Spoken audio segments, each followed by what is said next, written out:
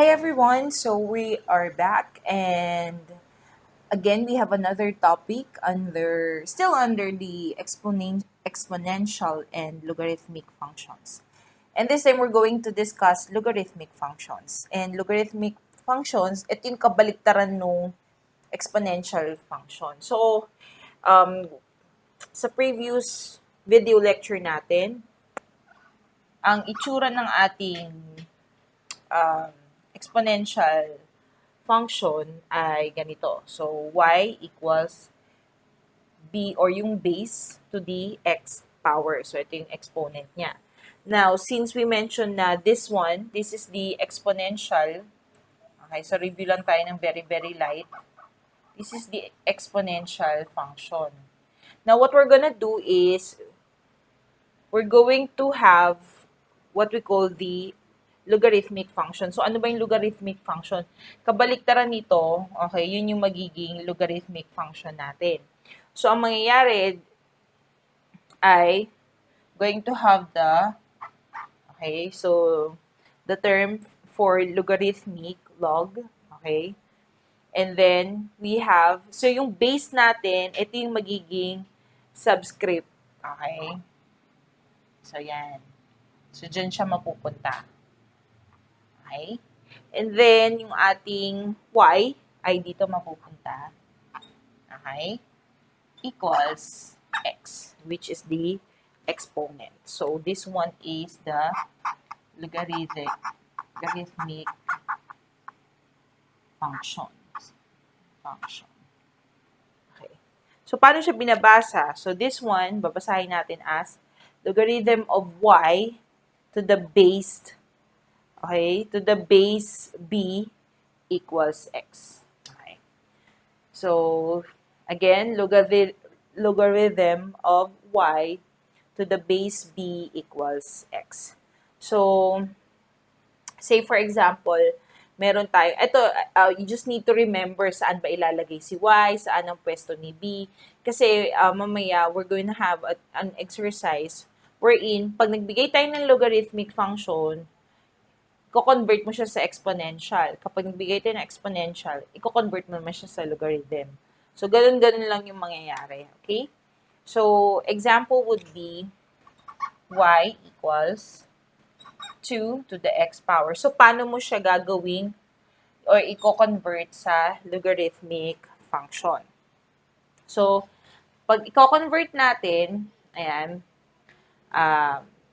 so again, tignan nyo kung saan yung mga pwesto. So, you write here for the term logarithmic, okay, log or log. And then, our base, okay, so logarithm, okay, logarithm of y, okay, and then yung subscript niya, which is to the base 2 equals, okay, yung exponent niya na x. Okay. So, yan yung ating magiging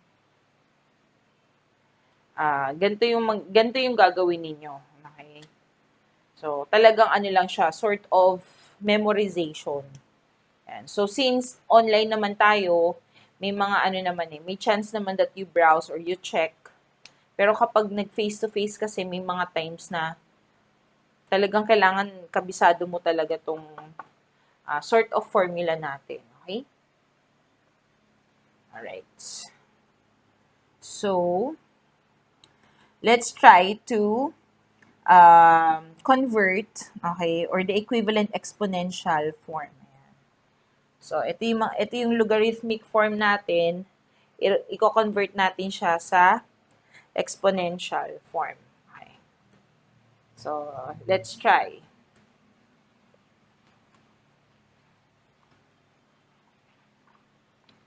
So, say your logarithmic function or the form is, okay, so logarithmic of 9 to the base 3 equals 2. So, ano ang inyong, so paano siya magiging exponential form. So, ang exponential form niya ay, okay, so ganito muna ang gagawin natin. So, first ay i-convert natin, okay? So, first ay i-convert, okay? So, i-convert natin to sa exponential. Hanapin mo, ano ba yung base dyan? Nasaan ba yung base? So, ito, alam natin. Ito yung base. Ito naman yung, okay, yung y. Okay? Ito yung exponent. So, kung susulat natin siya in the form of exponential, magiging 9, ito yung y, equals 3 to the second power. Okay? So, yan yung ating magiging exponential form. Ano pa tayo ng isa? Next, how about this one? Log 4 to the base 16 equals 1/2. So, paano naman natin siya gagawin into an exponential form? So, again, hanapin natin asan si base. Okay? So, ito si base. And then, ito naman si, yung kanina yung sa equal. Okay? So, si y. Okay? So, 4 equals. So, kapag ang exponent mo, okay, so 16, 1/2. Kapag ang iyong exponent ay 1/2, anong ibig sabihin nun? It means that this one is square root of 16. So, yan yung iyong answer. Okay? O, let's try pa. Let's have another example. So, ito pwedeng, okay, pag meron kayong na-encounter na ganito sa exam, okay, pwedeng itong dalawang na to ang acceptable. Okay? So, pwedeng ito or ito. Okay, next, let's have another example. So, logarithm of 1/8 to the base 2. So, kapag fraction, lagi nilakalagay siya sa, sa parentheses. Okay? Equals negative 3. Okay. So, for this, ito yung ating logarithmic form. So, i-change or i-convert natin siya sa exponential form. So, again, itong 1/8 na to, yan si y. So, 1/8 equals 2 is our base and then negative 3. Okay? Now, if in the, okay, so here, pag negative 3, ibig sabihin, ano siya? Fraction. So, negative 8, 1/2/3, or 1/8. Okay, so anyway.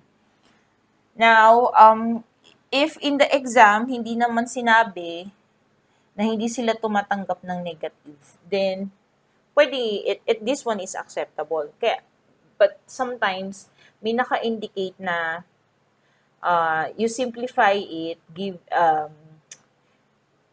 giving the positive answer. So, kapag positive ang hinihingi, then that's the time you also change it into a fraction para maging positive to. So, 1/2 to the third power, or syempre 1/8. Alright? So, ito lang. Ganito lang siya.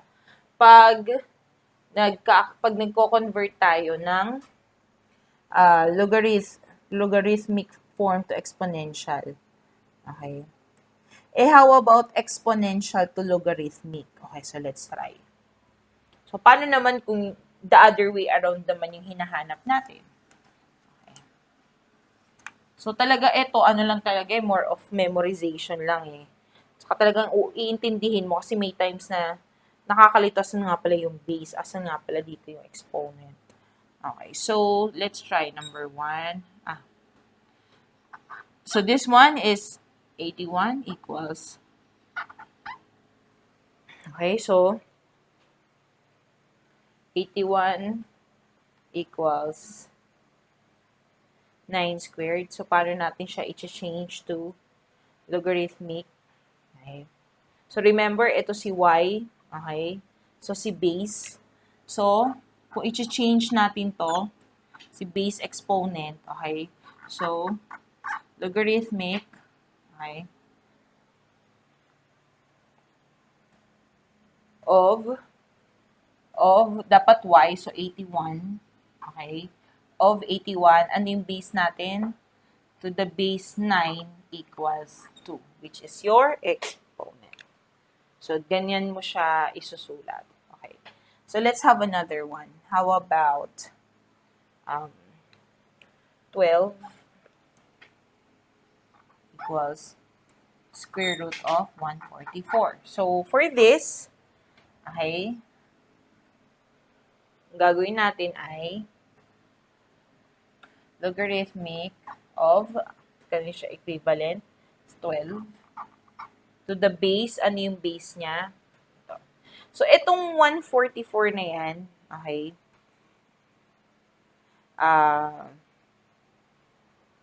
di ba pag 144, anong ano niya? Kapag naka-square root, so anong ine-expect mo na kanyang exponent? Okay. Para kasi magkaroon tayo ng, o masunod natin, yung form ni logarithmic. So, with that, lalagay natin dito ay 144 equals 1 half. Ayan. So, yan yung magiging form niya. O, try pa ulit tayo. How about this one?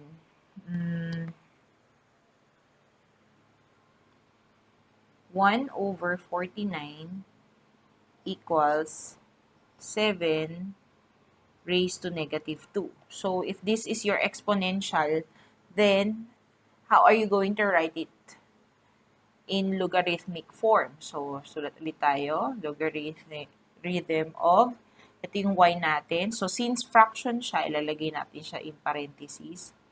Ayan. And then, base of 7 equals, syempre, ano yung kanyang exponent, negative 2. So, ganyan lang siya ganyan lang siya ka-easy. Pero again, it takes a lot of remembering, memorization talaga. Okay, and understanding. Okay. So, common and natural logarithm. So, let's proceed with that. Okay. So, ano ba yung mga tinatawag natin na mga common logarithms? Ano ba yung tinatawag natin na natural logarithms? Pag sinabi kasi natin common logarithms, ito yung mga logarithms na yung mga walang nakalagay na base. Okay, so for example, logarithm of x. Ayan. So kapag wala siyang nakalagay na base dito, automatic in the common logarithm na batas, okay, parang ano lang yun, no? Or rule, dapat meron siyang, okay, automatic na meron siyang 10 na base dito. Okay? So, again, kapag ganito na wala yung given na base, then automatic in the common logarithm, it has 10. Okay? 10 as its base. Pero kapag naman sa natural logarithm, okay, kasi meron naman natural logarithm eh. Ang ilalagay mo naman, okay, so natural logarithm, ang kanyang abbreviation kasi ay ganito, or ln. Okay. So, kapag nakakita ka ng ganito, ln of x, automatic, ang base niya, okay, ito ay e. Okay, so e. Ayan. Ang e, makikita niyo yan sa scientific calculator eh. Ayan. So, kung meron kayong scientific calculator, ayan, so, hanapin niyo yung e dyan. Okay? Yan yung tinatawag, yan, natural base yan. Okay? So, ano yan eh, kumbaga parang kung ang pi ay 3.14 something, okay, at may sunod-sunod pa, ito namang, natural exponential function ay 2.71. So, yan. Or natural logarithms. Okay, so, let us evaluate logarithms, okay? So, ano tayo? Mag-evaluate tayo. So, find the exact value of each logarithm without using a calculator. So, actually, you can use your calculator, pero at least, somehow, medyo alam ninyo kung paano manual, okay? Mag-manual compute or mag-manual checking of the value ng logarithm. So, say for example, we have logarithm of 8 to the base 2. So, syempre, okay? So, hanapin natin exact value niyan. Ang first thing that we need to do is to convert it into an exponential or to convert it into exponential form. Kaya lang kasi sa exponential form, di ba dapat meron siyang equation dyan. So, ang gagawin natin is we will put this, ayan, we will include a variable. Okay, kasi yun yung hinahanap natin. Okay. Now, so i-convert na natin. So, remember, this one is the 8, okay, equals the base 2 to the x power. Okay, so, after natin ma-change or ma-convert sa exponential form, the next thing that we need to do is change the expression with common base. Ayan. Kasi ito 8, tapos ito 2. So, pareho natin dapat. Okay? Dapat pareho sila ng base. Okay. So, since medyo maliit ito, ito ang mag-a-adjust, si 8. So, this becomes, paano ba natin masisimplify ito? So, 2, okay, to the third power and 2 to the x power. So, and then next, ibababa lang natin si exponent, okay? So, this becomes, okay, 3 equals x or x over 3. Then, so, that is your answer. Alright?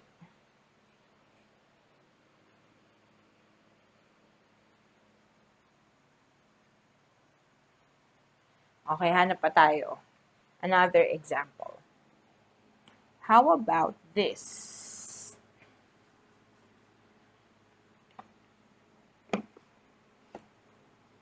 So, we have logarithm of 1 over 25 to the base 5. Okay? So, again, since before natin siya ma-convert sa exponential function, dapat yan ay equals x. So, lalagyan natin siya ng equation. Then, we convert. So, again, the first thing that we need to do is to convert it to exponential form. So, hanapin lang natin, ito si y, okay? Ay, si y. So, pwede rin, ang gawin natin ay, since hinahanap natin yung variable na to, so si 5 as a base, then to the variable equals, this one is your y, 1 over 25. So, dahil ito yung ating equation, ang gagawin natin ay, we need to change this with the same with common base. So, dapat 5 din siya. So, dahil ito ay 1 over 25, di ba kapag fraction siya, ang mangyayari dyan ay this one is negative. Okay, so, just like this one, 5x equals 1 over 5 raised to the second power. And then, 5x equals 5 negative 2. Okay? So, para maging pareho sila. And then, bababa lang natin tong exponent natin since yun yung hinahanap natin. X equals to negative 2.